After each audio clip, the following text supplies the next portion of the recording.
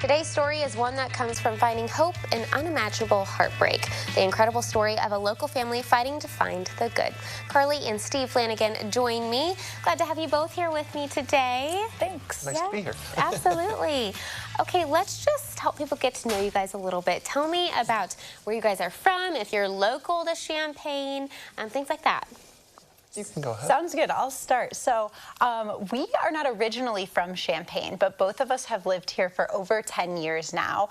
We actually met at U of I. We were undergrads. We were math majors. Okay. And yeah, Big nerds, yeah. Yes. And so we went here for undergrad, and then both of us went to grad school here as well. And then now we have lived here for a long time. Yeah. What do you guys do? Are you teachers, or what do you do? I am a professor at the university, so I teach introductory statistics to non-math related majors, and I've recently started working on data science as well. Very cool. Steve, what about you? I'm a data analyst at Wolfram Research, just down the road. So. Yeah, nice. Let's talk about this past year. It's been a bit of a wild ride for you guys. Let's just start at the beginning of 2023. Yeah, so 2023 has been extra rough for us. We had two very unfortunate things happen around the same time. So I guess I'll start with the first one, and you can tell the second one. So the first thing is in the middle of January, I was 10 weeks pregnant, and I went to the doctor for a second ultrasound. I had been to the doctor 2 weeks beforehand, and they did an ultrasound. They saw the heartbeat. They gave us a little picture of the baby and said that all signs pointed to a healthy and viable pregnancy. I was being monitored super closely, so we were really excited about that. And then when I went to the second ultrasound, they told us that there was no heartbeat and the baby had stopped growing. So this came as a huge shock to us. Yeah.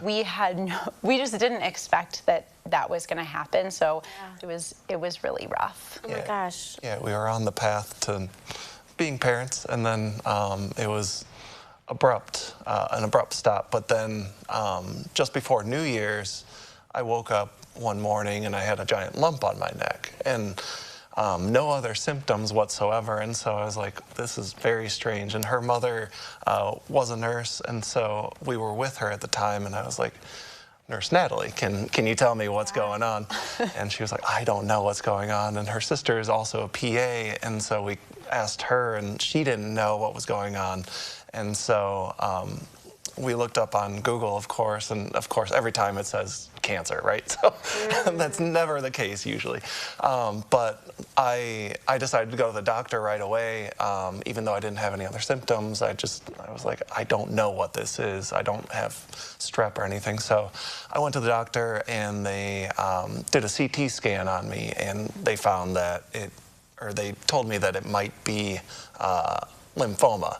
And I was like, I don't even know what lymphoma is. Yeah, we were like, what's that? Yeah, absolutely. And so I had to get a couple more biopsies before it was actually diagnosed, and it turned out to be lymphoma. And so we went to the doctor and found out it's highly curable, which is great. The best form of cancer, I guess. So, this also came at the heels of her father just had prostate cancer diagnosed in August, and so it's like, what is happening? Yeah, and just all of these things. We found out about the cancer. It was like the same week that the miscarriage happened, and so it was just. I think it was one of the worst days of our lives. We found that out. We didn't know where to turn. We had no idea what to do, and so I just kept on having these doctor's visits, and now I'm going through chemo, and my hair is actually falling out currently. You can't really tell right now. No. I had a lot of hair, and so planning on shaving it on Saturday, and so I'll be bald for the race, which might actually be nice. So. A little extra airflow, maybe. Yeah. So the amazing part about this, unbelievable heartbreak on both sides of just like processing so much all at once. Yes. I think would be incredibly difficult. And then you guys are adding in, we have, of course, the Christie Clinic Illinois Race Weekend coming up just around the corner. And you are still signing up to run a 10K. Yeah. Has has running been a part of the healing process, or is this something, why run a 10K at this time?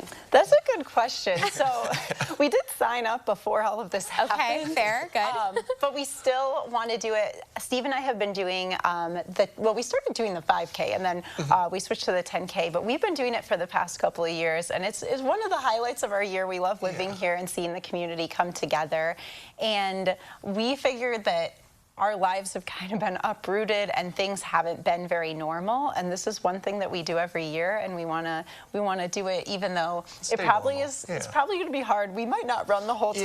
Yeah. I don't Totally know how it's gonna go. So my chemo is every 2 weeks, and this is an off week. So Luckily, yes.